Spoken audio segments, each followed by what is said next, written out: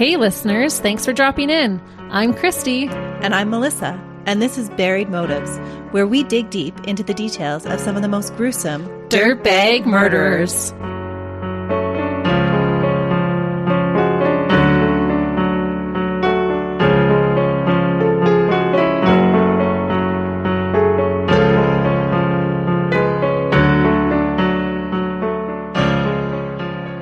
Hey listeners. Welcome back to Buried Motives. We're excited that you chose to join us today. We are year 3 into this podcast. It's our anniversary this week. We have lasted much longer than I think we thought we were going to at the very beginning. I almost snorted. That's how shocked I am that we're still around.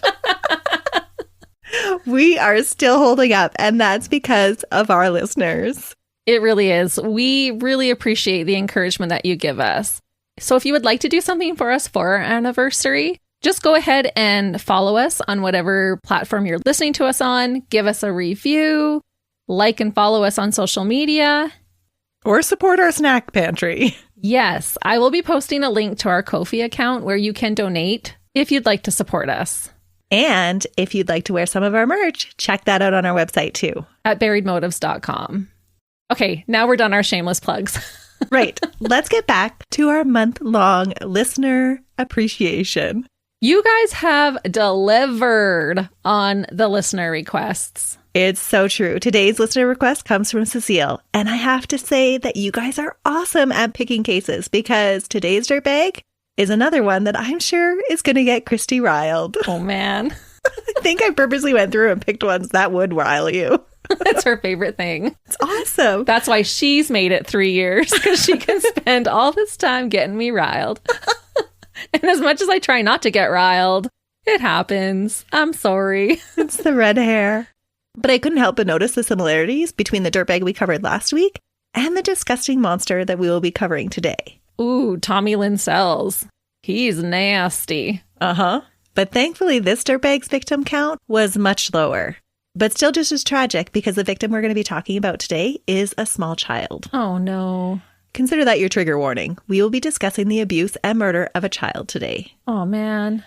Polly Klaas was 3 months shy of her 13th birthday. She was in 7th grade in Petaluma Junior High and was known for her dimpled grin.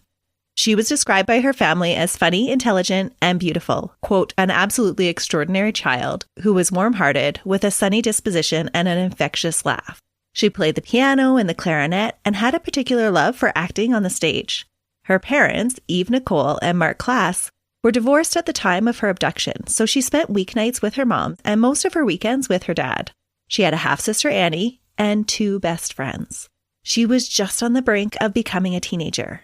In that place where she still had a fear of the dark and would often leave the lights on out of fear that a bad man would come and take her in the night, but at the same time, she was still trying to be all grown up and stay up all night with her friends. Late nights and sleepovers were one of her favorite things, even if she had to clean a room to get her mom to agree to them. As a girl mom, this sounds all too familiar. It's just so typical of a 13-year-old, isn't it? It is. That's really a stage in your life where you're trying to figure out who you are. Mm-hmm. Polly was a sweet and innocent little girl that had the misfortune of meeting the dirtbag, Richard Allen Davis. Richard Allen Davis was born the third of 5 children on June 2nd, 1954 in San Francisco. He had 2 older brothers and 2 younger sisters. His mom had also had 2 older children, half-siblings to Rick, that were given up for adoption before he or his other siblings were born. Like a lot of the dirtbags that we cover, his childhood wasn't the most loving. And from an early age, he was waving some major red flags about his future potential. From an early age, he was reported to torture and kill animals. Something that was known by friends and neighbors. It wasn't something that he cared to keep hidden. Yikes. Yeah. We know that's not good. No. The mother of one of his friends would say that he, quote, he would douse cats with gasoline and set them on fire. So violently killing them even. Yeah. He liked to see them tortured. He would set their tails on fire and then watch them run away until the rest of them was on fire. Oh. Yeah. That's horrific. As a child, Rick would make a point of letting people know he carried a knife and that he used it to find stray dogs and cut them. He found it hilarious when his own dog snapped its neck and died while chasing a boulder down a hillside. Found it funny? Yes, he had pushed the boulder. Okay, he has some major things wrong with him right from the start. Yeah. You're going to go into the diagnoses, right? I will, but I think you'll find them shocking. Really? Yeah. He's just one of those evil, evil dirtbags. This isn't even a red flag. This is a bright lit up neon sign. Mm-hmm. As time passed, his torture techniques would evolve. A schoolmate, Zachary Beckett, told reporters, quote, "He was always a pretty violent person. When he was little, it was animals. When he got bigger, it was people."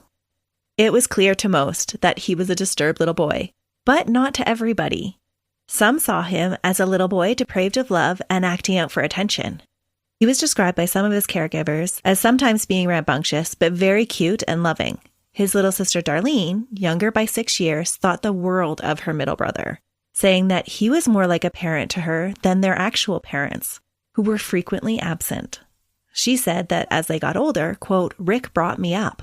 He cooked and cleaned. He was my father and my mother." Rick often took on the responsibility of making sure his younger sisters went to school and did their homework. His parents, Bob and Evelyn Davis, were both alcoholics and not overly interested in parenting. Oh, this surprises me. Mm-hmm. So he is able to form bonds. Yes. Hence, he's not classified as a psychopath. Ow. His parents, Bob and Evelyn Davis, were both alcoholics and not overly interested in parenting. Bob found employment at different ports, working on the docks as a longshoreman. The family moved around a lot, creating a lot of instability. The majority of Rick's childhood and adolescence were spent in the small village of La Honda, about an hour west of San Jose. Both parents were not loving people towards each other or their children. They were more on board with the disciplining part of parenting and not much else. Evelyn was described in almost every report I read as a strict disciplinarian. She had found Rick playing with matches at the age of 3, and she burned his hand on the stove to teach him a lesson. No way. Mm-hmm. That's not how you do it, girlfriend. No. Rick's reported stoic reaction to this type of punishment might have been a warning sign that he was developmentally askew, and it was definitely a dead giveaway that the abuse was the norm in the home. He just accepted it. His mother would later burn his hands again, along with those of his brothers, when they were caught smoking. His father at one time struck him so hard that he knocked him through a piece of sheetrock. Oh. It wasn't just a spanking. No, that's full-on abuse. Yeah. And sadistic abuse if you're burning your kids' hands. I don't even know how you could hold somebody's hand to something long enough that they blister, especially a child's, a 3-year-old's. Yeah. That's evil. Mm-hmm. His parents separated when he was 9 and went through a bitter divorce in 1965. It sounded like during the divorce hearings, there was a ton of mudslinging. His mom was described at the time as displaying, quote, immoral conduct in the presence of children. And his father was described as an absolute abuser. At the time, the kids were given a choice of who to stay with. That's always interesting to me. Depending on their ages, that's a lot of pressure to put on a kid. Well, it kind of made me think the professionals couldn't decide. And so they were like, we'll just let the kids decide. Yeah, and then the kid has to live with that decision. Yeah. There would be guilt no matter what. It's just awful. The 2 older boys chose to stay with their mom, and the 3 younger ones chose to go with their dad. One of the older boys would eventually return into his father's care. But that was really just on paper. The children were passed around a lot between their dad and extended family members. And there were some sources that said that Rick's mom had abandoned him and the rest of the family when he was 9, and this is what prompted his father to be awarded custody at age 11. But either scenario had a good probability of causing mommy issues for the dirtbag, and could explain his future treatment of women. And here we go. Yeah.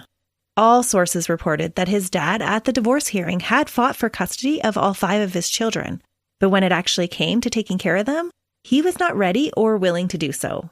So my question is, they're going through these court proceedings. They can't decide which one to give the kids to. They should have been taken away. Yeah. If this is how the parents are being described, why are you even giving the kids the choice to stay with them? They should have been removed from the home. It did sound like that. And depending on who's telling the story, it sounded like his dad maybe just wasn't even capable of caring for them. Some people said it was more that he just plain didn't want to do it. But there were several reports that he was mentally unstable and sometimes would suffer from hallucinations. Several articles I found recounted a time that Bob had started shooting his gun around the family home at mirages. Oh, man. And so this is what led me to believe that it might have been more that he was just incapable of taking care of 5 children. Wow. Yeah. Once under their father's care, the children were shuffled around between their parents' home and that of their grandparents. Bob needed a significant amount of help from extended family members. A later parole officer would say that Rick's childhood was so chaotic that it led to Rick having, quote, an understandably poor self-image. The constant shuffle also made it difficult for him to form any real attachments. Rick would later say that he had, quote, no feelings for his mother and little for the rest of his family, which I found interesting in light of him caring for his two younger sisters. Yeah. One of his younger sisters would end up dying at an early age, but he would continue having a relationship with his younger sister for a long time. But I do think it's a telling statement, and one that sounds pretty deadly when you consider he was already a child that showed a lack of empathy towards animals. Yeah, that's saying a lot. Mm-hmm. Bob's struggle to care for his children ultimately would lead him to finding a second and then the third wife to help out on that front. At the same time or one after the other? One after the other. You never know. Yeah. It sounded like they could be pretty unruly, so maybe they needed two women in the house. I don't know. No, it was one right after the other. But Rick made it very clear that every woman trying to replace his mother was a complete intruder. He did not like any of his stepmothers and rebelled against any authoritative figure. Around 12, Rick began experimenting with drugs and alcohol. It seemed like a natural progression because it was common in his household. And with that came a life that would be filled with crime. Again, it seemed like a natural progression. His father had been bailed out of jail several times too. I do think it's important, though, to note here that while Rick goes on to become an utter dirtbag, his other siblings were able to be productive members of society with stable marriages and jobs. One was even in law enforcement and a tribal magistrate. Wow. Yeah. It's always so interesting how a family can grow up together in the same circumstances. One can turn out to be a dirtbag and another does not. Yeah. So even though I think his childhood contributed to some of what he goes on to do, it isn't the whole story. And I think his siblings are proof of that. It seems that Rick was just born with dirtbag urges. And sorry, was he the only one who had become addicted to drugs and alcohol? No. Okay. So it came down to his choices. Yeah. And those choices were guided by the urges he felt. I think he had these urges to begin with. And then his childhood and the coping mechanisms that he learned through his childhood just highlighted those and made them so much worse. So he's a perfect example of both. Yes, absolutely both. Nature and nurture. Mm-hmm. Rick would later tell a psychiatrist that his propensity to steal helped him relieve tensions that he felt building inside of him.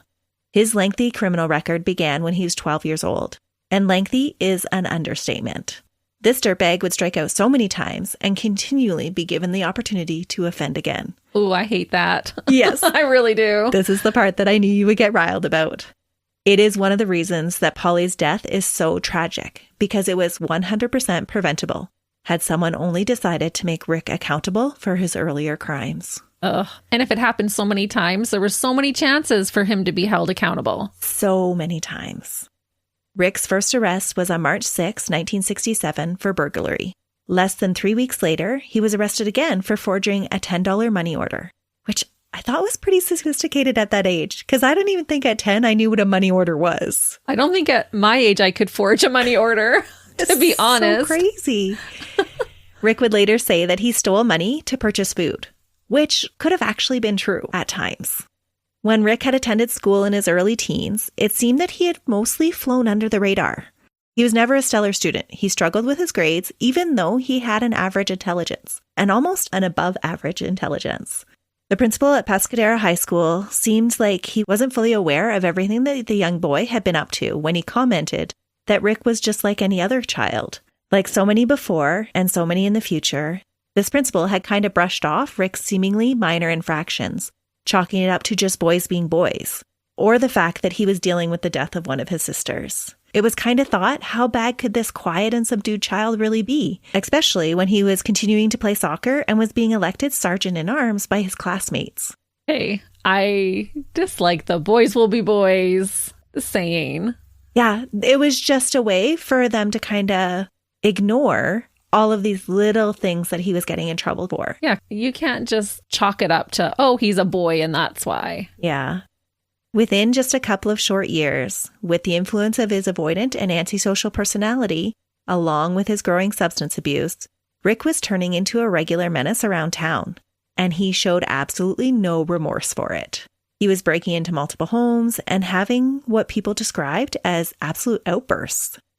Over the next couple of years, his crimes became more numerous. He wasn't doing all of these crimes alone. His one brother was willing to help out, and the pair, according to their father, were unable to be corrected by him. So that's why on different occasions, he turned them over to the police himself and told them to lock them up in juvie. Really? Mm-hmm. He's like, I can't handle them. So it seemed like when he was home, because he would go away for long periods of time, when he was home, he would come home and be like, okay, I can't handle them. Lock them up in juvie. That actually surprises me. Yeah. Could this be an actual decent parenting move? Considering he had been accused of not wanting anything to do with his children, was he actually trying to straighten them out? Or was this just a way for him to pass the buck yet again and have somebody else deal with his uncontrollable children? Yeah, it's hard to say. Because if he was totally avoidant, you think he'd just let them run wild. Right. And not even take a second look. Right. But then if he's wanting something done about it, maybe he does want them to turn out to be good people? Maybe. Yeah. When Rick was arrested for stealing a motorcycle, Bob encouraged the judge to send his son to the military instead of juvie. The judge and probation officer decided that some military service would be a good thing. Rick had dropped out of grade 10, and his future wasn't looking too encouraging at the time. So off Rick went to the United States Army, where he continued to get in trouble. In his 13 months of service, during training and while stationed in Germany working as a truck driver, he was reported multiple times for AWOLing, failing to report, and fighting. He was described in the paperwork as a management problem. A management nightmare. Yeah. He was eventually discharged with a less than honorable status, freshly inked arms of mostly spiderweb tattoos, and a new habit of combining morphine and opium. Ooh. When he returned to California, he continued doing all of the same things he had done before he went in the military. He was arrested multiple times in 1973 and 1974. There were charges for public intoxication, traffic warrants, burglaries, trespassing, and resisting arrest. This list is long and repetitive. Each time, Rick was only given short periods in jail or pretty much meaningless probation. Each time he would find himself back in trouble with the law. One of the more significant events was something that he was only suspected to be involved in. On the 12th of October, 1973, Rick went to a party at a friend's house in La Honda. Rick claimed that the friend, Marlene Voris, was his girlfriend, but there are some people that dispute this. That night, Marlene was reported to be celebrating. She had recently found out that she had been accepted into the Navy and was excited about her future. So she was having a party. Rick had been floundering since his discharge from the Army. That night, as the party died out and everyone was leaving, Rick told his friends that he had to run back into the house for something that he forgot. What happened next was never proven, but many believe that Rick killed Marlene out of some kind of twisted jealousy or a rageful fit. Shots were heard within a few minutes of him entering the home. When others rushed in, the 18-year-old Marlene was found dead in her parents' home. Oh, no. While investigating, police found 7 different suicide notes, and her death was ruled a suicide. What? Yes. Some believe that the suicide notes were produced by Marlene at gunpoint. They were just short, little tiny notes. But did he really have time to make her write 7 of them if they heard the shots right after he went in there? Well, it's really sketchy, the timeline. Yeah, and eyewitnesses are not always reliable in what they are remembering. Right, and exactly how long he was in the house with her alone or things like that. Rick claimed that Maureen had shot herself, quote, almost in his presence, and that he was traumatized by it. Later, he would tell psychologists that her death troubled him so much that he would hear her voice in his head, while other voices told him that women wanted to be raped, robbed, and assaulted. Not that he was confessing to doing those things, just that it had been such a traumatic event for him, and she became part of what he would claim were future delusions. Which could be if she actually killed herself in front of him, or it being his first murder. It might have really stuck with him. Right. So do you think he killed her? Like, you're the one who has spent all this time researching, and in this case, what do you think? I think him as a person could have done this, for sure. Yeah. Mm-hmm.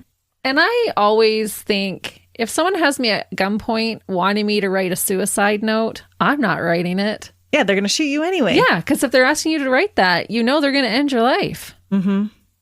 I'm going to scratch him and get his DNA under my fingernails. Good plan, Christy. Yeah. Hopefully it never happens, but... Know that, future dirtbags. Don't attack Christy. Don't attack anybody. So bad, though, right? It is. I really think he probably did it. It did sound like he did it. Because also, who's going to write 7 short little notes and fling them around the room? Mm-hmm. It sounded like the case was closed up fairly quickly. Aww. And there wasn't a lot of investigating into it, but friends and family of Marlene's would think that he had something to do with it. A few weeks later, he was caught pawning stolen items and was thrown in jail for 6 months, just to get out and almost immediately go back to stealing and harassing the residents of La Honda. To go over all of his offenses would take too long, but to give you an idea of the revolving door that this dirtbag rode and how he manipulated the system, I've chosen just a few to tell you about. After burglarizing San Francisco High School on May 13, 1974, he agreed to be sent to California Medical Facility for a 90-point diagnostic study instead of doing jail time. He was enrolled in an alcoholic program at the time, and after just one day, he checked himself out of the program. He was allowed to? Yes. He was caught on a different offense and sent back to jail to finish serving the time for the school burglary. That's wild. Because he was in a medical facility. And so he was checked into the treatment program by his own will. And so when he wanted to leave, they're like, yeah, I guess you can because you checked yourself in. Oh, he found a loophole. He did. He finds several loopholes all the time. While serving that 1-year sentence, Rick was allowed to leave prison again to enroll in a Native American treatment program. He fled that program as well, but not until after he had convinced 2 other prisoners to give him money, which he would supposedly use to purchase drugs and other contraband and sneak it back into them. Oh, yeah, right? Yeah. Like, see you later, suckers. Yeah. Not a big surprise. He just took off with the money. When those 2 were actually released, Rick was shot in the back by the pair in 1975. Unfortunately, it wasn't a fatal injury. He survived only because a passerby drove him to the hospital. Oh, no. Mm-hmm. When he chose to testify against those 2 people, he earned the label of a snitch, and that definitely didn't earn him any points during his subsequent prison stays. Rick was not just a dirtbag to upstanding citizens. He was pretty hated among other criminals and delinquents as well. In September of 1976, once again just freshly out of prison, this time for burglary and grand theft, Rick committed his first violent crime against a woman that could be proven concretely.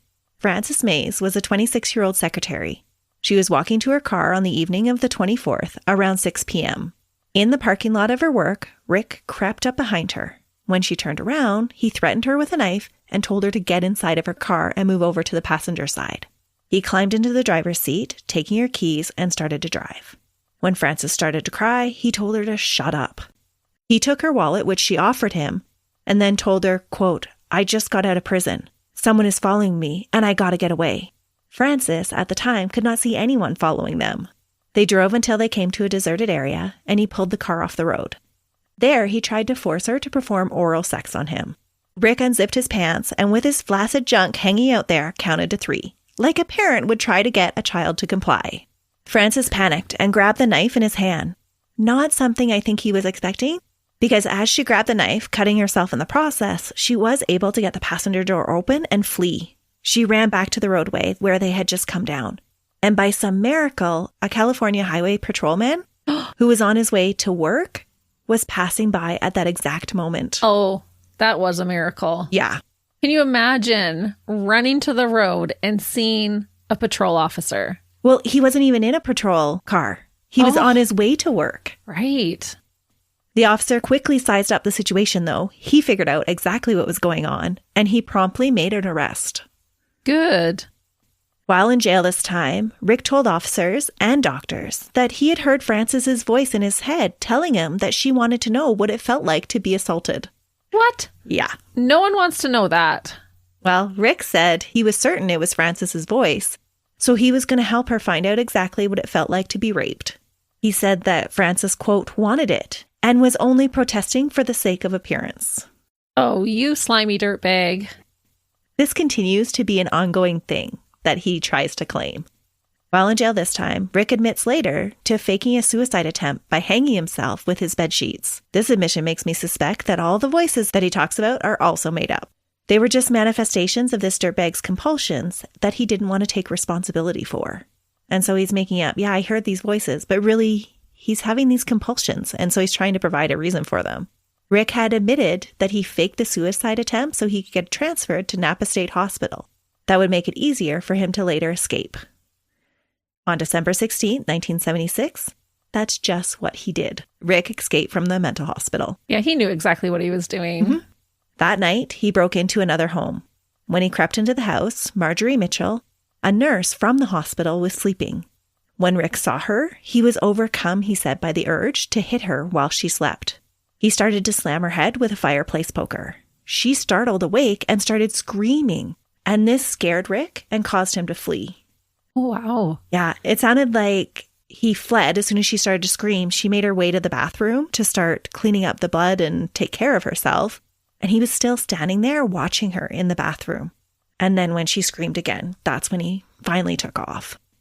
When caught later, Rick would tell authorities and the psychiatrist again that a voice in his head had told him that the woman had wanted to be bashed in the head, so he had merely been fulfilling the woman's own desires. He said that he had originally entered the home to look for her keys to steal her car, but when he started to hit her, he had forgotten all about the keys.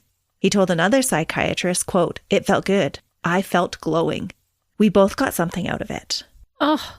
Because he felt that Marjorie, quote, wanted to know how it felt to be beaten. So it was just mutually beneficial. Wow. Yeah, that's how he's justifying it to a psychologist. After fleeing Marjorie's home, he just hung around the neighborhood, sleeping under a tarp for days. Obviously, he had no fear of being caught. He just hung around to further terrorize people. The next day after Marjorie's attack, he broke into the Napa County Animal Shelter and stole a shotgun with ammunition and drugs from the clinic. He would use them the next time he supposedly heard voices. This time, they were telling him that a woman was wondering what it felt like to be kidnapped and assaulted. I wonder if he says that he's hearing these voices so he'll go to a hospital instead of jail. Oh, absolutely. Yeah, because he knows he can get out of there much easier than breaking free from prison. Yeah, he had already discovered that loophole. So all these times that he makes these claims of hearing voices, I don't think he actually is. I think there are some criminals and some dirtbags that actually do believe they hear voices. I don't think he's one of them. Okay. I don't know why I don't think that, but that's my opinion. I've got nothing to back it up. I just think he's a dirtbag. I agree. I back you up.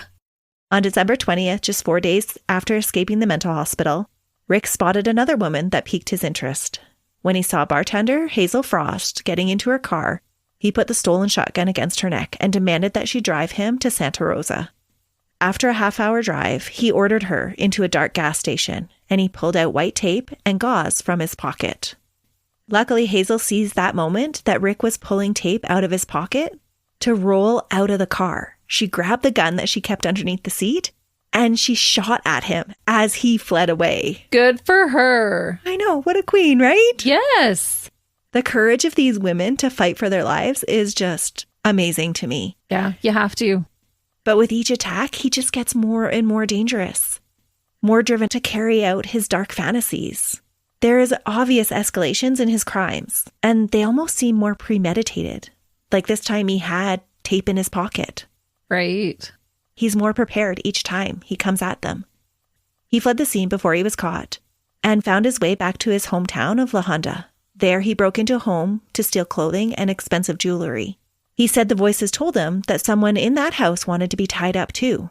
It was the home of a bank employee, but luckily no one was home at the time. While breaking into the house, Rick was spotted by a neighbor who called the police. When the police came to investigate, they found Rick hiding behind a fence. He was lying in the grass, curled up in a ball, with the shotgun that he had threatened Hazel with, and was also carrying 2 knives. When the police took him into custody, he tried to justify his behavior by saying that, quote, "Everybody does it. Some just don't get caught." What? Yeah. Yeah, no, everybody does not do it. Over the next 10 months, Rick was sentenced to a maximum of 10 years for 1 felony, 25 years for another felony, and 6 months to life for the 3rd felony, for the 3 attacks. It was quite the crime spree that he had committed over 5 days. Yeah. Unfortunately, he would be released in March of 1982. What? Yeah. So how long was that he was actually in prison? He only ever served 6 years. 6? Mm-hmm. When he should have had over 25 years? Yeah. They knocked it down for him because the prisons were overcrowded. An automatic parole was granted after the state recalculated his sentence to just 6 years under new sentencing rules. What? Yeah. This was with the knowledge that the parole board had said numerous times that he could not be rehabilitated. Yeah, he clearly cannot. Mm-hmm. Yeah, that burns my butt. He had one sentence that was 6 months to life. Right. 25 years and 10 years. Yeah. I'm not good at math, but adding those up does not equal 6. No. I don't know how they came up with 6 years was enough time. But at the end of the 6 years, he had apparently served a sentence, and so they just let him out. He was automatically paroled. Wasn't there some people who had done lesser crimes that they could have let out if they were so overrun? I know. It just floors me. And I'm sure you can guess what happened when he was released. He wasted no time. Yeah. He continues with his criminal activity in just a little over a year. Only this time, he hooks up with a partner in crime. Rick met Sue Edwards, a blonde that referred to herself as Motorcycle Mama. The two were a perfect match for each other, and they traveled around California, Washington, and Oregon, dealing drugs, robbing stores and restaurants, and evading the police. On November 30th, 1984, the pair thought it would be a hoot to rob Sue's sister's ex, Selena. They didn't even wait for her to open the door before they started issuing threats towards her and her other family members. After pistol whipping her into submission, they forced her to go to the bank and withdraw $6,000. When they had the cash in hand, the pair fled to another state. I thought it was amazing that no one at the bank thought this was super suspicious. This is a woman that was clearly beaten, being brought in, withdrawing all the money from her account and handing it over to other people, and nobody alerted the police. That is wild, actually. It is. In Washington state, the pair lucked into a bank that had no security cameras. There, they scored an additional $4,000. They were spotted by police while speeding away from this scene, just by coincidence, and a chase ensued. The two were able to get away because in the middle of a spring snowstorm, your tires matter. The vehicle they were driving had snow tires with chains, and the police's did not. So they were able to get away from the police. But their luck would soon run out, and finally karma started to catch up with them. On March 21st, 1985, their pickup was pulled over for a defective taillight. I love it when it's just some random little thing. It's so great. The officer that pulled them over did his due diligence and found out that both Rick and Sue had warrants out for their arrest because of what they had done to Selena. Because she was related to Sue, so she just told them who had attacked her. Right. It wasn't very smart on their part. No. They didn't bother to cover up their identity, and so she had been able to identify them. And because of that, there were warrants out for their arrest. Both were promptly arrested, and Rick was sentenced to 16 years in prison and was locked up on August 8th, 1986. And let me guess, he got out on the 10th. No, because this time he tries to be a gentleman. He was locked up in California Men's Colony, and being gentlemanly, Rick confessed to everything, agreeing to take the fall for Motorcycle Mama in exchange for money and loyalty from her while he was in prison. Really? Yes. That is shocking to me. It is shocking, because you don't think that this dirtbag could actually form attachments, but he could. And to take the fall for somebody. He seems like the type of guy that would put the fall on her. Well, he was definitely getting something out of the deal. She agreed to pay him money and keep him well supplied while he was in prison. And with his track record, he probably thought it won't be that long anyways. Exactly. But when Sue didn't follow through on her promises to him, Rick started talking to FBI agents in November of 1989 about all the crimes that the two had committed. He was a little ticked off that she was supposed to be his girlfriend, but she had gone out and got married to another guy, Mike. This act of vengeance would come to bite him in the butt. He thought it wouldn't really matter because he was already serving time and they weren't going to add more time to his sentence. So he starts spilling the beans on everything that he's done in his past.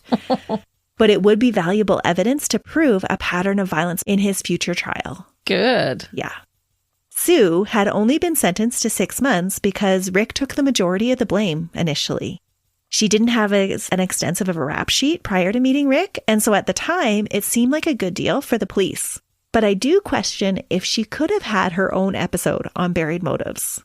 Ooh. Because after her release from prison, she married this guy named Mike in 1988.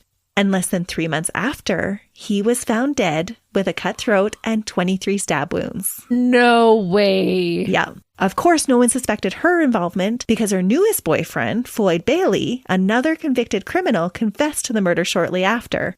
But I think she might have orchestrated it. I didn't dig too deep into the case, but at the surface, it sounds super questionable. Well, and she had convinced Rick to take the fall for her, so she could have gotten her new boyfriend to do the same. Exactly. Sue ends up receiving almost $300,000 in life insurance and then bought a Corvette. Get out! The same Corvette she used to come back and visit Rick. Oh my goodness. After she had forgiven him for talking to the FBI, of course. Wow. Yeah. The two maintained a relationship for several years and were engaged at one point. But Motorcycle Mama eventually did break it off with Rick, leaving him heartbroken and in the dust. So he actually did have feelings for her. Yeah. But after that, he is jaded against women. When Rick was later paroled, Sue was in jail, this time for bigamy. Hey? Crazy, right? Little side story, but I thought it was just so fascinating. Yeah, Motorcycle Mama. She might need to get her own episode.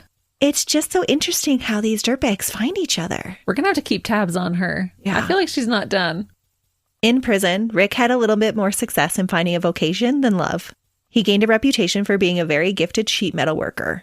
While in prison, he received training and showed a natural talent for it. One employee at the California Men's Colony said that Rick was an exceptionally skilled and productive sheet metal worker and was a cooperative student. One of his metal shop instructors estimated that Rick's metalworking skills saved the state millions of dollars in manufacturing and installation costs. Millions of dollars? Millions of dollars. Apparently he was awesome at it, which is just so sad because it's a good paying trade and he obviously had some potential. He could have chosen to do something else with his life. Totally. Instead, he just threw it away. What did happen was this attitude of being cooperative and super useful and productive in prison helped him to be viewed as the, quote, model prisoner. Ugh. On June 27th, 1993, Rick was paroled for good behavior. No. 8 years early. 8 years early. Yeah. This is a guy that a previous parole officer had said, quote, he cannot function adequately outside of prison. He is a guy that on 2 different occasions escaped from mental hospitals. By this point, he had committed so many crimes that he was fluent at striking a bargain with prosecutors in order to get offenses dropped for lesser sentences. Often, the sex offenses were the parts of his crimes that were dropped. Ooh, that happens a lot, and it really bothers me. Sadly, they weren't given the same clout as his other offenses. So when he bargained with prosecutors for all of his different sentences, the ones that were always dropped were his sex offenses, which unfortunately didn't make him appear then as such a violent offender. Often he was given probation or a suspended sentence in favor of rehabilitation, and this time would be no different. Officials felt like he had reformed, all because he was good at a particular skill that saved them money. You'd think they'd want to keep him in there longer and save them more money. Well, again, there was overcrowding at the prisons at the time, and amazingly, the bottom dollar was ranked above safety. But this has been 70s and 80s in California, which was a wild time. Mm-hmm. The prisons were overcrowded, but that doesn't mean let the dirtbags out on the street. No. At first, it seemed like he might actually turn his life around when he was released. He moved into a halfway house, met with his parole officer, passed his drug tests, and even got a job doing sheet metal. He was doing well enough that he was able to buy, not steal, a white Ford Pinto from a relative. But rehabilitation was just not in the cards for this dirtbag. On October 1st, 1993, just 4 months after being released from prison, Rick entered the home of Polly Klaas near Walnut Park in Petaluma. He had been hanging around 2 parks in the area for a couple of months. He said because they were around where he visited his sister and was supposedly trying to find his mother. That Friday night, Polly had planned a sleepover with her 2 friends, Jillian and Kate.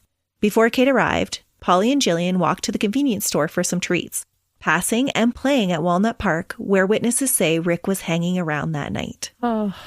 The 2 returned to Polly's house, where Nicole, Polly's mom, ordered pizza for the girls to share and moved Annie, Polly's half-sister, into her bedroom so that the 3 girls could have the room all to themselves. It's such a wholesome scene. Yeah. Nicole probably knew how loud the girls were going to be, and so she wanted to contain it all to one room. So she's like, you guys hang out in this bedroom. I'll take Annie in with me, and you guys can have fun. That way her and Annie could still get some sleep. Jillian had been dropped off around 7 p.m., and Kate joined them around 8:30. It all started out so normal. The only unusual thing was when Kate's mom was backing out of the driveway. After dropping Kate off, an unusual man came walking toward her on the sidewalk carrying a bag. She said that he was odd because he didn't slow down his gait as he approached the van. He just kept walking in a straight line, like he was going to walk right into the van. So Kate's mom actually moved the van off the sidewalk portion of the driveway. That is odd. Yeah, she said it was super odd. But she kind of shrugged off the interaction, and nobody in the house saw this happen. Nicole and the girls were also unaware that a neighborhood boy had spotted Rick standing outside of the house, just staring at it, while he was on his way to the store. And that same man was still there when he returned from the store. He was still in the exact same position, just staring at the house. Again, no one in the house noticed. The girls were too busy practicing makeup for Halloween, making their faces look ghoulish and playing the board game Perfect Match. Nicole popped in around 10 p.m. and told the girls to keep it down and to not stay up past 11. Then, after checking the front door was locked, she headed off to bed. She was suffering from a migraine, and so she took a sleeping pill to go to sleep. Oh, no. Around 10:30, the tenant in the granny flat at the back of Polly's house, along with his friends, were watching a movie, and he had gone outside for a brief moment, and he saw a man approach the back porch and enter the house. Later, they would tell police that they didn't warn anybody or really think anything about it because the guy had just walked in like he was supposed to be there. And so they hadn't thought he was suspicious. Goodness. Mm-hmm. It's so sad that so many people saw this coming, and you can't fault them, but nobody thought to report it or to wake up Nicole. Right. But the audacity of Rick, how calm and cool he must have been not to appear suspicious at all as he entered some stranger's house. With people watching him. Yeah. That means he didn't even care that they were going to have a description of him afterwards. No, they said they made eye contact and he just walked by, and so they figured he was supposed to be there. He didn't act any other way. And honestly, if I was outside and saw someone walk into my neighbor's house like that, you would think, oh, they've got company visiting. Right. Oh. He wasn't acting suspicious. It was around the same time that Polly went to retrieve sleeping bags from the family room. When she opened the door to her bedroom, Rick, a complete stranger to her, was lurking in the hallway with a large knife. He was dressed all in black with black eyes. In his right hand, he was still carrying the black duffel bag that Kate's mom had seen him carrying. He threatened Polly not to scream, saying that he would cut her throat if she did. Inside the room, he told the girls to get down on the floor, face down, and all in a row. Polly, then Kate, then Jillian. Jillian actually thought that this might be a joke. The previous weekend, they had a sleepover at her house, and they had her big brother knock on the door while they were telling ghost stories. And so she thought this was all just games. Which just shows how innocent she was. Yeah, it had been scary to them, but it had also been so much fun. When the brother knocked on the door. Yeah. And so she thought that this was just happening again. Now, it was not for fun, though. But her child's mind just hadn't made that connection, so she actually started to laugh when he told them to get down on the ground. And for some of us, that's your coping mechanism, is to laugh in an uncomfortable situation. Exactly. Rick bound the girls' hands behind their backs with a silky cloth that he had brought with him. It is believed that it had originally been part of a woman's nightgown or lingerie. He then tied them up with more electrical cord from Polly's Nintendo and a leather strap from her purse. When Jillian complained about it being too tight, Rick loosened it a bit and told the girls not to look at him. He was initially a little thrown off by the amount of girls in the small room. After finding out which girl lived in the house, he asked Polly where the valuables were, and Polly told him about the $30 that she had saved up in her pink jewelry box. Rick assured the girls that he wouldn't hurt them, that he was just doing it for the money. But the $30 apparently didn't appease him. Despite his claims of trying to rob the house, the only thing that would be discovered missing was a single pair of red leggings from Polly's dresser drawer. He tied silky cloth gags over their mouths and put hoods over their heads. I believe from the evidence found later that Polly's hood was made out of a silky material that had been knotted to form a concave area. 2 pillowcases that were already in the bedroom were used as hoods for Kate and Jillian. So this to me pointed out that he was ready to take down one girl. He wasn't expecting 3 of them. Right. And it was totally premeditated. He had a kill kit with him he brought. Mm-hmm. But when he found all 3 girls, he had to improvise a little bit. That's why he had to use the cord from the Nintendo. He had to use the 2 pillowcases from the room because he wasn't expecting 3 girls to be in the room. He told Polly to stand and press Kate back into the ground when she thought he had issued the command to her. He was definitely after Polly. He again told Polly and her friends that he wouldn't hurt her, that he was just doing it for the money as he forced her out of the room. He told the 2 girls left not to move until they had counted to 1,000. When the girls told this to the police later, it would lead to the belief that Rick had taken Polly for a ransom. It would keep hope alive for the 64 days that she would be missing, that she might be found alive. Oh. After about 10 minutes had passed, with the girls losing count many times, they felt sure that the scary man was gone. Jillian and Kate wiggled to sit up upright, back to back, and tried to untie each other's bonds, but they were unable to do it. Then Jillian struggled to sit on the bottom bunk, and she pulled her knees in tight to her chest and wiggled her arms in front of her. She was a gymnast, and so it sounded like she was pretty flexible. From there, she was able to get the pillowcase and gag off and bite at her tied wrist until they were loose. And then she helped Kate out of her binds. Once they were both loosed, Jillian went running after Polly, and Kate went running to Nicole. Could you imagine being woken up out of a dead sleep and being told that your daughter's been taken? No, I can't. And for 64 days, wondering where she is. Yeah. This is every parent's worst nightmare. Well, it would send shocks through the whole country of the U.S. because these weren't kids that were left alone. Their mom was at home. Like, they were doing a wholesome activity, something that kids do every Friday night. Right. And how would those two other little girls ever recover from this? Yeah, it is just so sad. Dazed and confused, Nicole tried to make sense of what the frantic girl was trying to tell her. A man had broken into their house and took their daughter. At 11:03 p.m., Nicole dialed 911. The police arrived quickly and began what would be a massive search effort for Polly. Part of the reason the search efforts were so extensive for her was because at the time, California was experiencing a significant rise of child abductions, many of them by strangers. There was a whole bunch of missing children at the time. Sadly, many of those children would never be found. That is why Polly's case caught the interest of the nation. It was like the final straw that would bring the U.S. together to fight the kidnappings that were happening. Stranger abductions are different than kidnappings carried out by people who know the children. There's a greater chance of the child being killed, usually within the first few hours, which is just so sad. And I can see how this would have terrified the nation because she was stolen from her bedroom. While her mom was home. Yes. Yeah. The effort that was made to find Polly was incredible. The local law enforcement and the FBI worked side by side on this case. It sounded like they were a totally cohesive unit, and they pulled out every investigation and forensic tool they had available to them. This is one of the cases where the internet was first used to distribute the missing posters for Polly and the coordination between different units.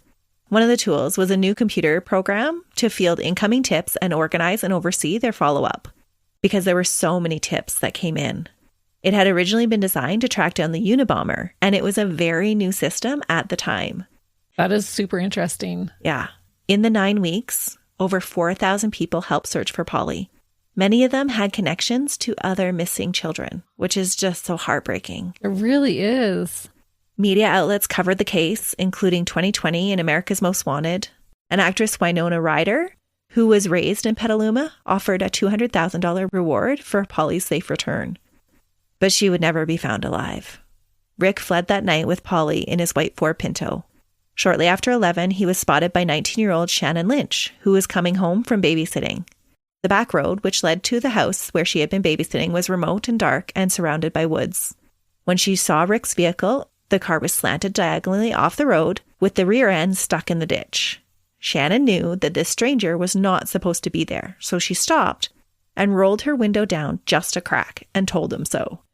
There were no trespassing signs posted all over, and signs that said that this was not a through road, that it was private property. There was no way that anybody should have been on this road at 11 p.m. So she rolls down her window and says, "Get out of here." Yes. And was Polly alive at this time? She reports that she never saw Polly. Rick was already out of his car at this time, and he approached her escort, putting his fingers on the slightly open window, and demanded to know if the girl had a rope and what this road was called. Where was he? When he approached her, Shannon said she could smell him. It was like he hadn't showered in days. There were leaves and debris and bush all tangled in his hair, and his sweatshirt was on inside out. Shannon never got out of her vehicle, which I think, smart girl. Yeah. Even knowing enough not to roll your window down all the way is so smart. After telling him that the people in the house would call the police on him, she sped off and found the closest payphone. Good for her. Yeah. For not staying there, for knowing to get out of that situation. I am sure she would have ended up dead had he got his hands on her. The first payphone that she came to, though, ate her quarter. No. Yes. She was frantic and she hit 0 and told the operator that she needed to warn the family that she was babysitting for that a scary man was walking toward their house because he was on the road and this road only led to the house where she was babysitting. The operator told her to call the police. No. Yeah. She's like, okay, well, call the police. Oh, just not realizing the severity of the situation. Exactly. She should have just connected her to the police. Okay, I'll connect you. Right. But she didn't. She hung up and said, okay, call the police. Frantically, Shannon uses her parents' calling card to call the family that she had been babysitting for to warn them. The mother, Dana, and her daughter fled from the home with a bat once they received Shannon's call. Oh my goodness. Dana said she thought it would just be better to be out of the house than sitting ducks as a man approached their house. Totally. As they left the house, they saw the white Pinto stuck just inside the gate, but no sign of a man anywhere that they had been warned about. Dana continued down the road until they came to a working payphone and called the police. Dana said her decision to use the payphone and not return to her house was because she did not feel safe going back to the house. It was a really remote location, and there were just the two of them. 8 minutes after midnight, police arrived on Pathian Road to investigate the stranger and the ditched car. Dana had met the police at the payphone and explained the situation as she led them to where she had seen the car. She told the police that she just wanted the man gone if they found him. She didn't want him arrested, just off her property. When Dana and the police arrived back at the car, Rick was there. Just leaned up against his car, smoking a cigarette. All casual-like. His black and white shoulder-length hair and beard matched Shannon's description, so they know they had the right guy. But there was an exception to his clothing. His shirt was now different. This just gives me the creeps. Totally. Yeah, because he couldn't have known that they were coming back so quickly. So I don't think he was expecting them. He was actually just enjoying a smoke after what he had just done. Oh, no. At least that's what I think. And the police had no idea what he was up to. No, they think he's just a stranger. When the police informed him that he was on private property, he said he knew, and that's why he was trying to turn around, and that's when he had gotten his car stuck. He made up some story about picking up a six-pack and then doing some sightseeing. Rick gives him his real name and explains that he was in the area to visit his brother-in-law. When asked about a criminal record or being on parole, Rick says no, neither of those applied to him. Oh. At the time, police didn't have the technology in their cars to do background checks. And I guess they must have believed him enough because they didn't call in to dispatch to have it checked out. Well, he was a good liar. Yeah. The story didn't make sense, though, to the police. They could smell alcohol, but Rick didn't appear intoxicated, even though he was sweaty and seemed nervous to them. They patted him down, but besides finding his pants a little wet, they didn't find any weapons or drugs, just a small flashlight on him. It was clear that he had twigs and leaves in his hair, but he attributed that to being in the ditch trying to get the car out.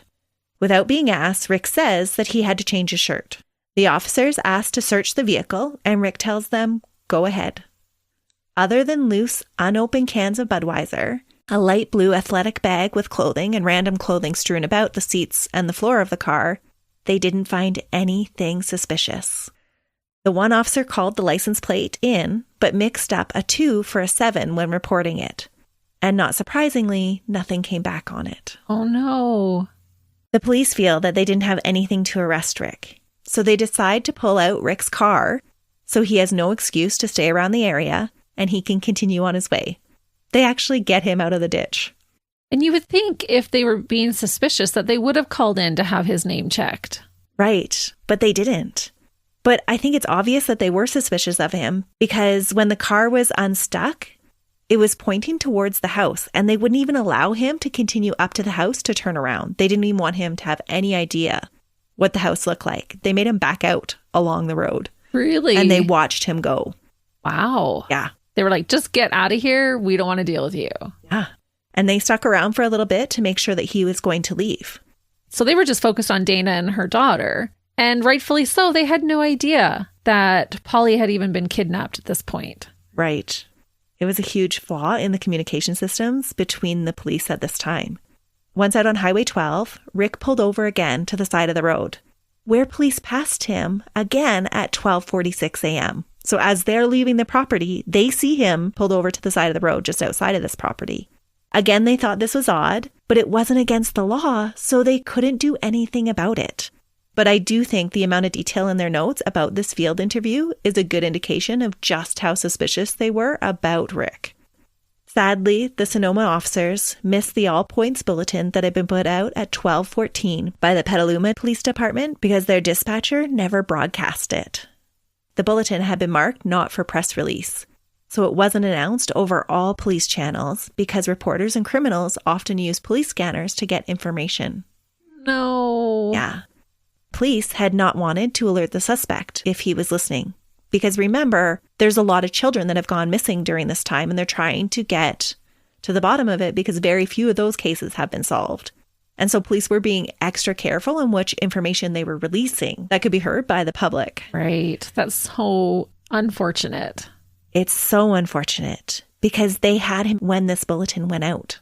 Oh. It was a major flaw in the system at the time. The departments just didn't communicate very well with each other. And it was a change that came about because of this case. And thankfully it has changed. Mm-hmm. In reality, there's still a chance that they wouldn't have been alerted to Rick. That's because the 13-year-old witness that police were interviewing at Polly's house had described seeing a dark gray Toyota Tercel driving away from Polly's house. That's the little girl who ran after him. No, it was another little boy. Oh, really? Yeah, there were so many people that saw him. Oh, so the girl that fled the house, did she see anything? No. Okay. They had spent about 10 minutes counting and then another 10 minutes trying to get out of their bonds. So he was long gone by the time they'd run out. Okay. But this description of the car was very different from what Rick's actually looked like. That's so unfortunate. Yeah. And at the time, the description given by Kate and Jillian, who were absolutely traumatized, was still being obtained. So they didn't have a full description of what he looked like, just a very brief description. Well, this all was happening kind of simultaneously. Yeah, that's how quick he acted. Rick would later claim that Polly had been hiding in the nearby woods while the police were helping him get his car out of the ditch, that he had untied her and removed the gag before the police had arrived, and that she was just up on the embankment in the treat area, unharmed. That's what he claimed. No, I don't think she would have just sat there and not screamed. Yeah. He claimed about 30 minutes after the police had left, he found Polly asleep. He said that she woke up and said, quote, "I thought you left me." Then he claims that he drove her to a gas station so she could use the bathroom. Take all this with a grain of salt. Yeah. This is the same guy that says he frequently hears women's voices telling him to do things. No reports of the two were ever caught on any surveillance tapes or reported by any gas attendants. Rick claims that when he left her house, he had no intention of hurting Polly, and that he was just driving around wondering what to do with her when he got stuck. Then why would you even take her? Exactly. And why would you be on a secluded, remote road? Yes. You had a whole bag packed of things that you were going to need for that night. Yeah. He said he hadn't planned on taking her at all. He said he hid her in the bushes when he was spotted on the road, and he would claim that he couldn't even remember going to Polly's house, but he could recount entering the home through a window and finding the three girls in the bedroom and tying them up, even though a witness saw him enter through the back door. Unfortunately, when Polly had cleaned her room, she had went out on the back porch to get the vacuum, and then when she re-entered, she hadn't locked the door, and her mom hadn't known that that one was unlocked. She had only checked the front one. But his whole recollection is all hogwash. Maybe Polly had did as he said and hid in the bush because she was absolutely terrified, but twice he was happened upon while stuck in the ditch, and none of them saw any traces of this little girl. He would try to claim that he had smoked some lace weed that night, and that's why he was foggy on the details.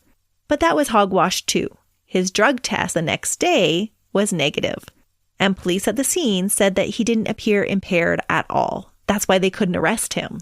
But remember, Rick is a career criminal that had been to prison and knew what admissions police would be looking for and what they could use against him. Conveniently, any time that he recounts his actions that could be incriminating, his memory gets foggy and the details are vague. This is a common tactic for a dirtbag to use. Totally. And the idea that Polly would be just sitting quietly in a ditch, I don't think is believable in any way. Or that she'd be relaxed enough to fall asleep waiting for him to come back. Right. No, she'd be running. She'd be trying to get away. Yeah. Even if she was tied up, you think they would hear thrashing. Right. But he said he untied her. Mm-hmm. What he says is all hogwash. Yeah. It isn't known if Polly was alive or dead when the police were questioning Rick by the side of the road. It is believed by most that Polly was dead, that Rick had killed her before he was discovered on the side of the road by police, and then later moved her body after the police left. That's why he was waiting around on the road. Others believe Rick's statements that she was still alive when the police were questioning him, that it wasn't until after they left that he went back to get her, and that's when he strangled her from behind with a piece of cloth and then moved locations and dumped her body in a shallow grave under some thick blackberry briar off of Highway 100 in Cloverdale, 60 miles from her home. When her body was found, there wasn't enough evidence left to confirm one theory or the other, or to confirm if the child had been sexually assaulted. The massive efforts to find Polly would continue for over 60 days. On November 28th, police were tipped off by Dana that a pair of torn red ballet leggings were found where Rick had gone in the ditch on October 1st. Oh. They were found the previous day when Dana had been out inspecting some work that she had loggers doing to remove some trees. It was just totally by coincidence again. The leggings were knotted at the knee. The area around where they were found had been disturbed, and there was also an inside-out adult-sized sweatshirt and white silk cloth with an intricate knot shaped like a hood with makeup smears visible. Oh my goodness. Dana didn't touch anything and called the police. Police, when they searched the area, also found an unrolled condom 1 to 2 feet away from where the clothes had been, a torn Rough Rider condom wrapper, 2 pieces of strapping tape, a beer can, an empty plastic 6-pack holder, and a book of matches when they investigated the area. These items were connected to Polly's disappearance and would be connected back to the field interview that the police had conducted that night with Rick. You would just feel sick to discover all of that. How disturbing would that be to find on your property? That conglomeration of evidence paints a picture of what happened. Yes. And it explains why Rick was wearing a different shirt when Shannon saw him as opposed to when he was interviewed by the police. It was out in the bush with Polly. Right. And it was too dark out at the time for police to see anything. Yeah. This ditch that he was in was up quite an embankment and it was very heavily treed. So it wasn't obvious where he was hiding her. It's terrible. Mm-hmm. A review of his past offenses cemented him as an official suspect in Polly's disappearance.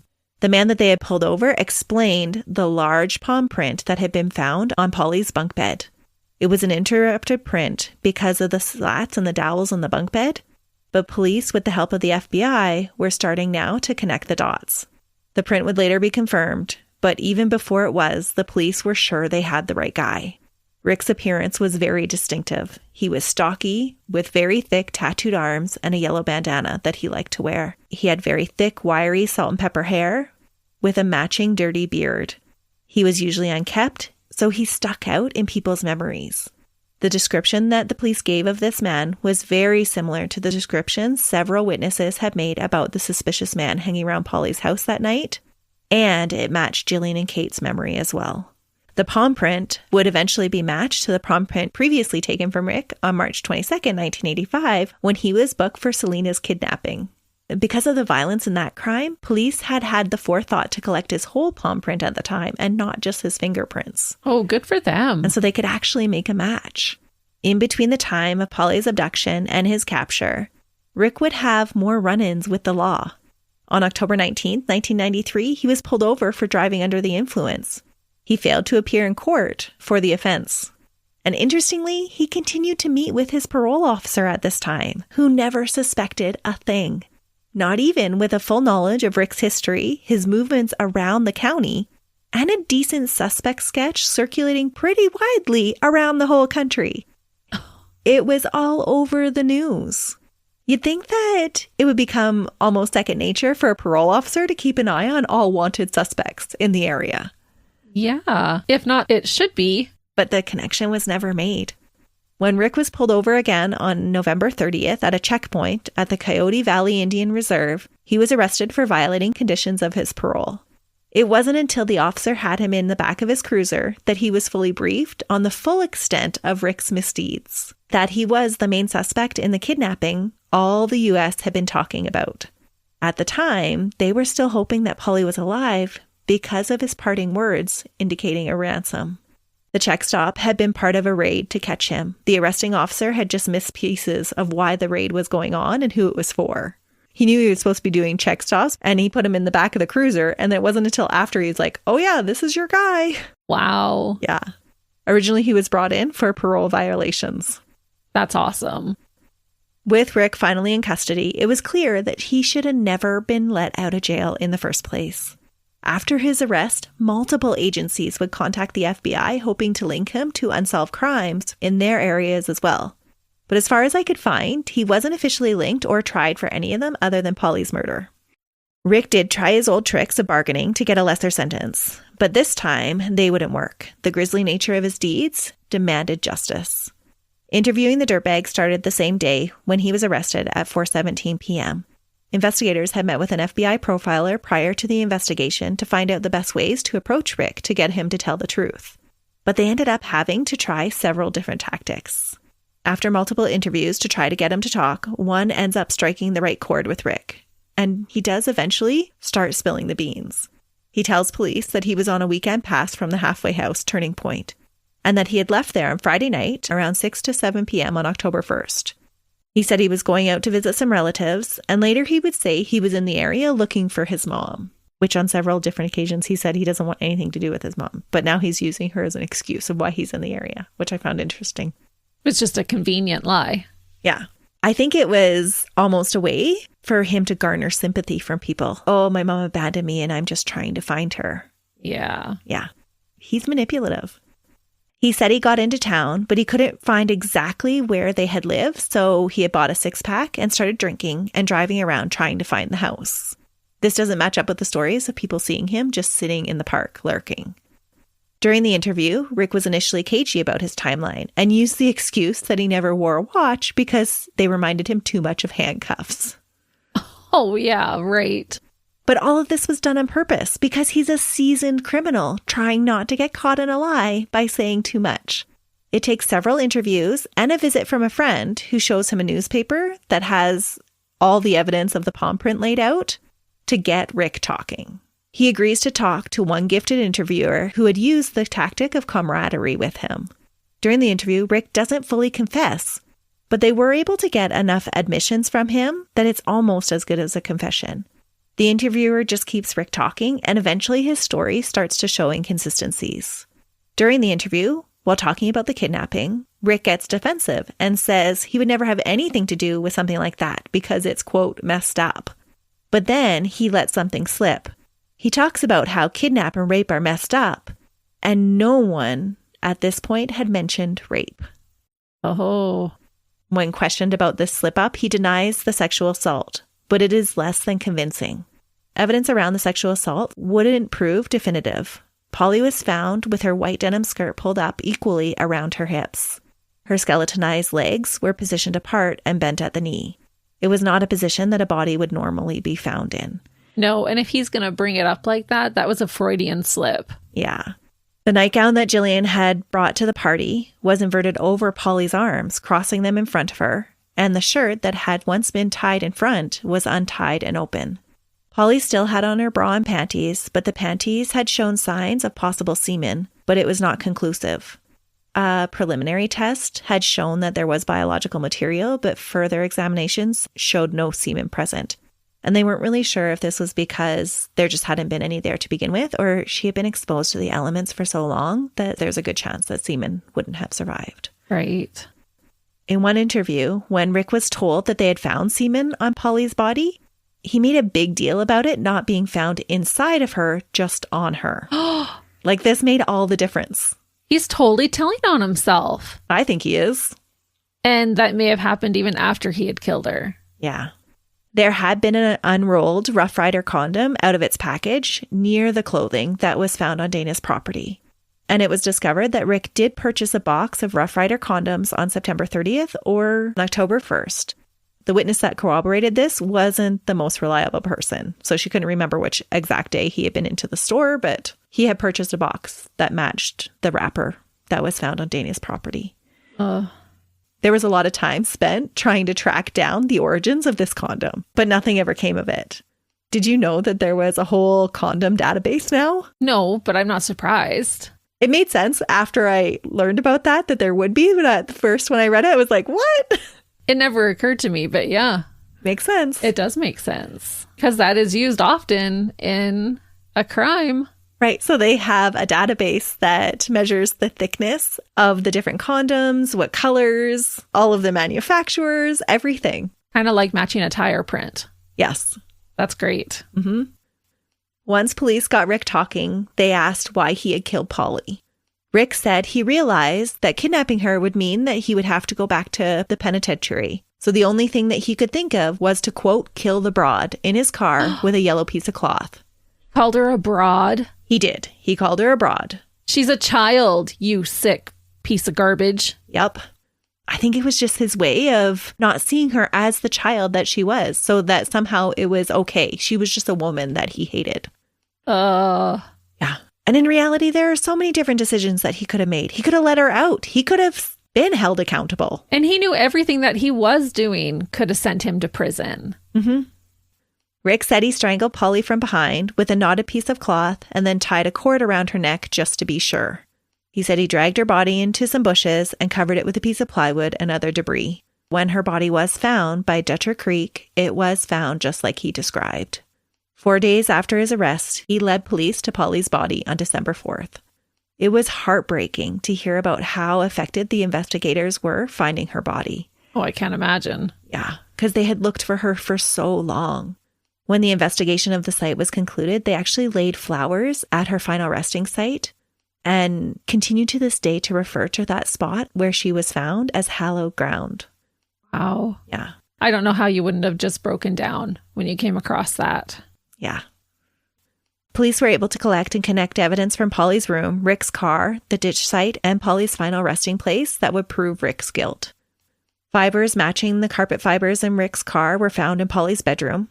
Cotton fibers recovered from his sweatshirt found at the ditch site were consistent with fibers from Jillian's nightgown found on Polly's body in Cloverdale.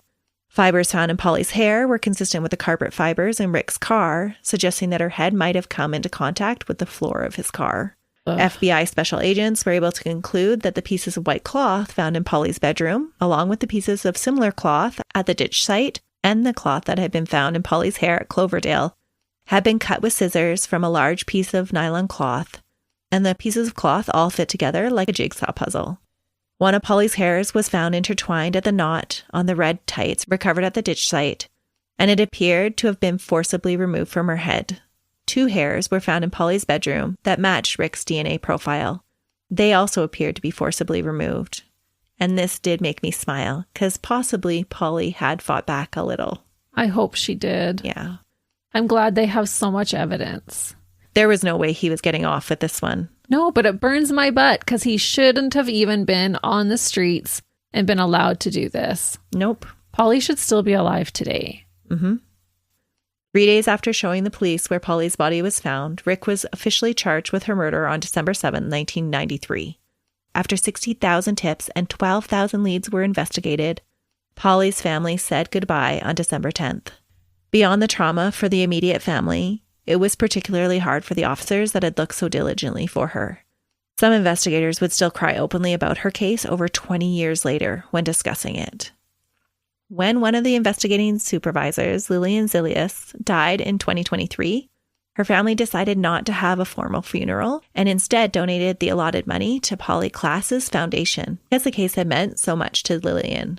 Wow, that's saying a lot. That's something you don't get over, especially because everyone was so invested and had so much hope of trying to find her alive. Right. Because of the publicity surrounding Polly's disappearance, the trial had to be moved from Sonoma to Santa Clara.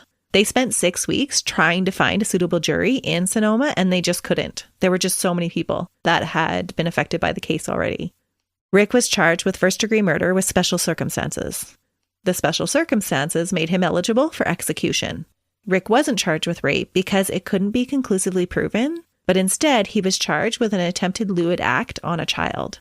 His defense tried to claim that it was just robbery that had gone terribly wrong because of Rick's confused mental state. Oh, give it a rest. Yeah, but the jury of 6 men and 6 women didn't buy it. Thanks to his earlier admissions of guilt, the jury were able to see his extensive history of violent behavior towards women. This is when his admissions to the FBI over Motorcycle Mama came back to bite him in the butt. Good. Yeah. The jury were equally disturbed when they learned that Rick freely admitted to psychiatrists that he still masturbated twice daily to the images of his victims and him tying them up. Which would have included Polly. Rick's actions were described as being a paraphiliac and a sexual sadist. Paraphiliac is defined as a continuing preference for some unusual sexual object. For some paraphiliacs, arousal is generated by the desire to control, render helpless, and humiliate the real or imagined sex partner. In a particular deviation called chordophilia, the paraphiliac uses bindings to keep the sexual partners subservient. Rick got off on tying people up. Ew. Yeah. The jury also heard testimony that Rick would often boast to people about manipulating the justice system by faking that he had symptoms of mental illness. All of this was very damning information. And I'm sure that the jury's visits to the different crime scenes didn't help his case either. I love when they do that. Just to make it more real to them. This is not a made-up story. This actually happened. Yes, because I know even for us, when we're researching, when we find crime scene photos, it does bring it that much more to life. And visiting the places is even more impactful. Absolutely. The jury found him guilty on June 18th and recommended death by lethal injection. Rick replied with 2 middle fingers to Polly's family and then winked and blew them kisses. Oh, I don't know how they didn't jump over the people and literally strangle him to death. You would want to in that moment. I want to right now. I can't imagine how they felt. Well, we will get to that because during the sentencing hearing, Rick was allowed to address the court. He used that time to say that he was sure he had not sexually assaulted Polly by saying, quote, "I would also like to state for the record that the main reason I know that I did not attempt any lewd act that night was because of the statement the young girl made to me while walking her up the embankment. Just don't do me like Dad." The dirtbag did it to further injure Polly's family and enrage them even more. And he succeeded in this. He was insinuating that Polly's dad had sexually assaulted her. Polly's father, Mark, flew at him, and court officers had to hold him back. They should have let him get at him. Yeah. As they dragged him from the courtroom, he was screaming, "Burn in hell." I'd be screaming with him. The judge had no trouble after that declaring a death sentence, telling Rick that imposing the death sentence, quote, "is always a traumatic and emotional decision for a judge. You made it very easy today by your conduct." Oh, yeah. It just shows how evil he is in wanting to hurt Polly's family at the very last moment. Yeah, there is no remorse whatsoever. No. There was one time during his earlier convictions that a judge had asked him if he was remorseful, and he made a cocky comment that if I was remorseful, I wouldn't have done it. Wow. Yeah. Which is true when you see these repeat offenders. He held no remorse. After the sentencing, Joe Klaas, Polly's grandfather, spoke of the family's torment and how the sentence gave them some sort of resolution, saying, quote, "We've been going to hell with Davis. He can go the rest of the way alone." Amen, Grandpa. Yeah. During his time on death row in San Quentin prison, Rick reportedly has to stay in protective custody because of both an apparent drug overdose and numerous attempts on his life by other prisoners. Rick held out to the very end and he wouldn't admit any sexual assault on Polly because he knew that would make him even more of a target among death row inmates. Yeah. And that's the only reason why he wouldn't fully admit to that. He fully admitted to killing her, but he wouldn't admit to the sexual assault because he feared for his own life. It wasn't out of remorse. It wasn't out of disgust for what he had done. It was to protect his own butt. Yeah, literally. Because he'd been in jail so many times, he knew what happened to men like that. That's right. He is not liked by anybody. They should be putting him in Gen Pop. They let him back out onto the streets and nobody was there to protect Polly that night. Even among death row inmates, he is considered a lowlife. Some say that's because they blame him for California's 3 strikes law, which passed in 1994, largely in response to Polly's murder. Well, if they're upset about that, then they're dirtbags too. They are. They're all dirtbags. Yeah. Currently, Rick is being held at the California Health Facility, a, quote, adjustment center that provides mental health services for prisoners of San Quentin. While 70-year-old Rick rots away on death row, exhausting his appeals, Polly's family and friends have tried to heal and live their lives to the fullest. The Performing Arts Center in Petaluma was named in Polly's honor, and Winona Ryder dedicated her performance in Little Women to Polly's memory because it was her favorite book. Oh. Her father, Mark, is a child advocate and established Class Kids Foundation, where he worked with parents of kidnapped children. He has appeared on Larry King Live, CNN, Headline News, and Nancy Grace to raise awareness for over 30 years. Sadly, it is reported that this foundation will close later this year. No. Yeah. Just not enough funding? I don't think it was a matter of funding. In his news conference about its closure, he said that he was worn out. Yeah, I can't imagine doing that for 30 years. Yeah, he said it was time for him to move on. But it's sad that someone else wouldn't take it over. It is sad. Mark was also an advocate for California's 3 strikes laws, which I mentioned. It was implemented in March of 1994. It makes criminals with 3 serious violent convictions face a minimum of 25 years to life in prison, and does not allow them to earn time off for good behavior. Parole may be attempted after 25 years. The law had been met with applause by some and criticism from others, saying it was too harsh. No. Obviously, they were not parents of children that were missing. Or a victim, or had any iota of empathy in their bodies. Mm-hmm. It has been responsible for thousands of criminals being given life sentences that previously would not have received them. Some say this has resulted in the overcrowding in California prisons. And all of this debate led to the recent changes in the law and a memorandum on the death penalty in California that allowed a recall and resentencing of death row inmates. This did allow Rick to appeal his original sentence. He doesn't get it overturned, does he? No. Just recently, in May of this year, his appeal to overthrow his sentence was denied. Good. And I believe it was this decision that had him sent to the adjustment center afterwards. I don't think he handled it well. He should never be released. No, but the recent changes to the law in California that started in 2019 have made avenues available to prisoners like Rick to appeal their sentences. That's really sad, because that 3 strikes law would help to prevent other murders in the future. Because we see this time and time again in the cases that we cover. Mm-hmm. There is a lot of arguments for both sides about this law, and that's why it's being repealed.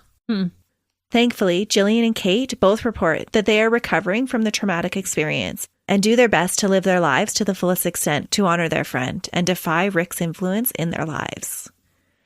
And that is the case of the disgusting, self-serving, lying beast of a man, the dirtbag Richard Allen Davis. May the general population get a hold of you. Yes, please put him in Gen Pop. Yep. Oops, we made a little mistake. Put him in Gen Pop. It does feel so wrong when they protect the dirtbags more than they protected the victim. Mm-hmm. But I have to say, Cecile, you picked a good one. I had known about this case prior to researching it, but learned so much more when studying it in depth. Good suggestion. Yes, I agree. Our listeners have sent us some really great case suggestions, and I have one in the works for us for next week. When our month-long thank yous continue. So be sure to join us next week. Until then, see ya. Bye.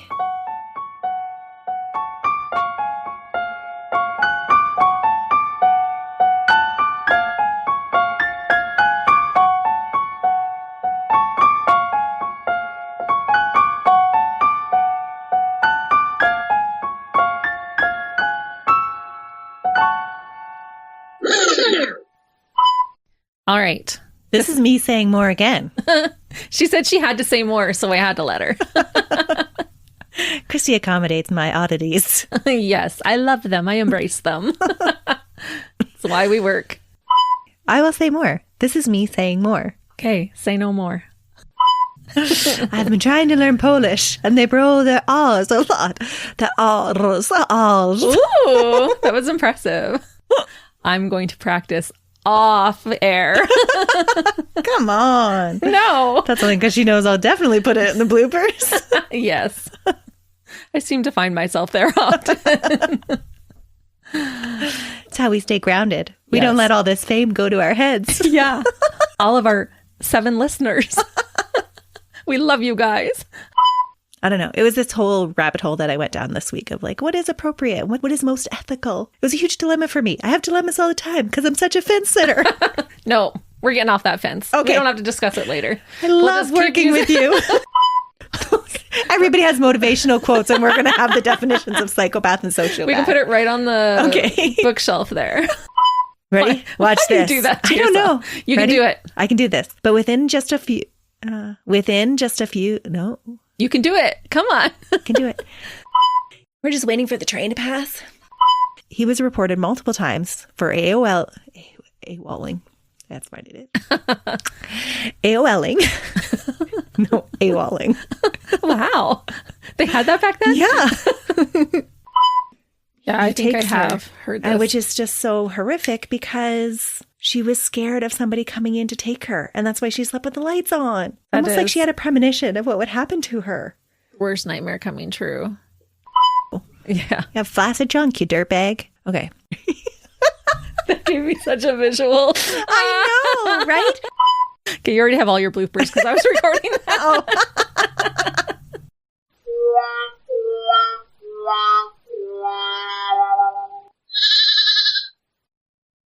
Another Sound Off Media Company podcast.